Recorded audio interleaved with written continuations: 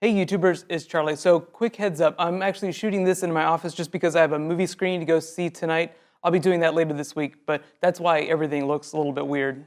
In case you didn't hear the big news this morning, Gwendolyn Christie, who plays Brienne on the show, was actually cast in Star Wars Episode 7, so I'm really hoping she gets to be a Jedi. I'll talk about it more in my Star Wars video tomorrow. Be sure to subscribe to get that. But right now, congratulations to Raz Ransom. You are the winner of the giveaway. You win a $20 Amazon gift card. I'll be contacting you on your channel for details. It's just my way of saying thank you to all you guys for being so awesome. So the next round of the giveaway will start next week. So it's question time. Careful for spoilers from the episode if you haven't seen it yet. But question number 1, Thomas asks, what are Arya and the Hound going to do now? So I think that by the end of the season, their show plot will catch up with the book plot. For book readers, please use the, spoiler below the fold method if you want to make specific references. I was really happy when the show started prolonging their relationship, though. I really like the two of those actors together. Loving characters on Game of Thrones is pretty dangerous, though. You never really know who's going to die next. There are only 2 hours left in the show, but I fully expect that their plot will just lead right up to that last episode. Question number 2, Chris asks, where is the Blackfish? Yeah, we haven't seen him since the Red Wedding. Dun dun dun. He's still alive, but he's a captive of the Freys along with Great John Umber. I don't know if we're going to see him before the end of the season, though, but he will come back at some point. Question number 3, Jenny asks, will Arya and Sansa meet? I seem like the show really wanted us to think that, but I don't think it's going to happen. I think that Arya and the Hound are going to turn around and go somewhere else. As for Sansa and Littlefinger, she said, shall we go, and dyed her hair like she did in the books. So I think they'll be taking Robin on that big tour of his lands like Littlefinger was talking to Jan Royce about. He really just wants to keep Robin under his thumb, and that's really hard to do when his guards are standing around. The guards obey Robin, not Littlefinger, so if Robin threw a tantrum and wanted to make people fly, the guards would totally make it happen.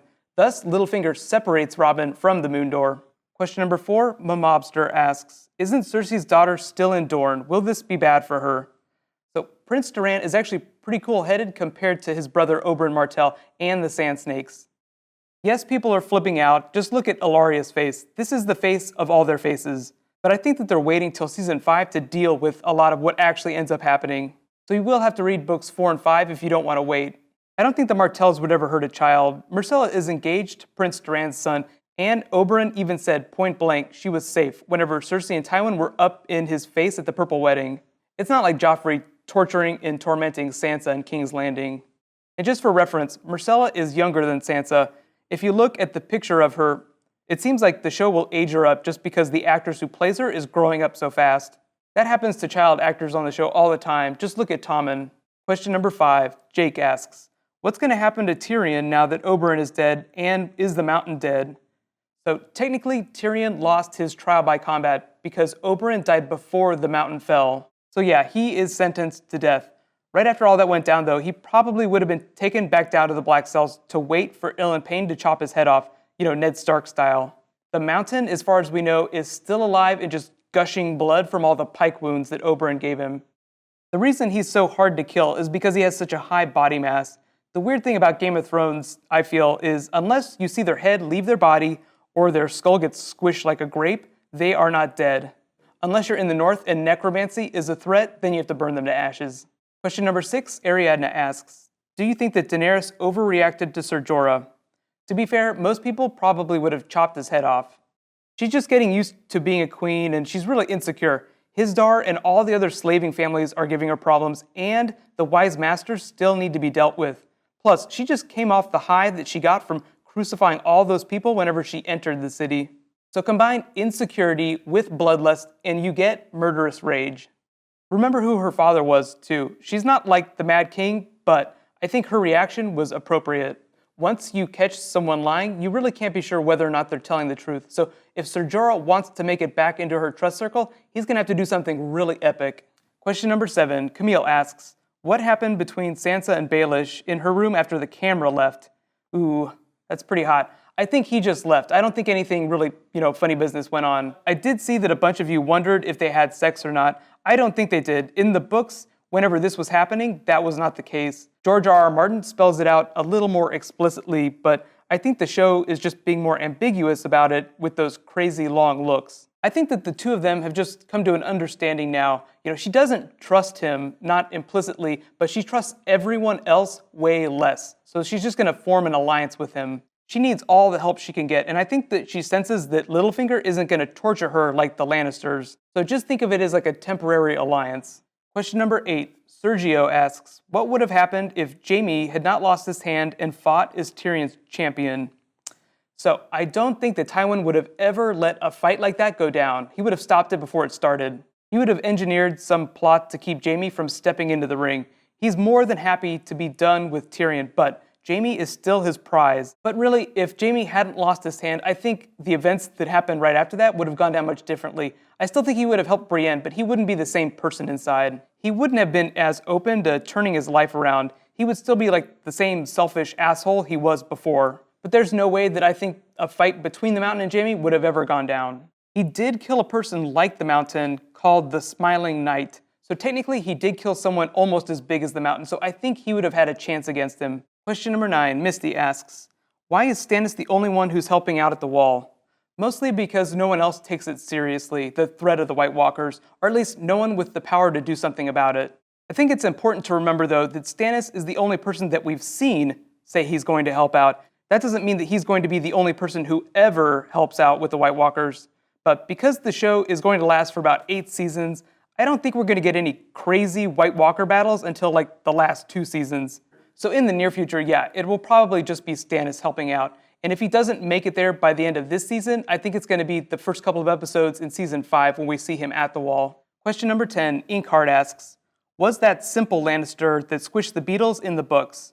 So Orson Lannister was not in the books. I think that was just Dan and Dave trying to get existential. Like Tyrion is at the end of his rope and he's pretty sure he's going to die this time. See that crazy look on his face whenever he was telling the story? He's a little bit drunk, but he's completely out of his mind and just wondering out loud if there's any reason for all this violence. I know a lot of you thought that it might be a metaphor for George R. R. Martin just, squishing his characters like bugs because he can. And to be fair, I think that it probably means both things. It's probably both an existential reference and like a sly wink to George R. R. Martin. On to bonus questions. So Garrick asks, will the Boltons take Winterfell and rule in the north? And if Roose dies, does that mean that Ramsay will rule?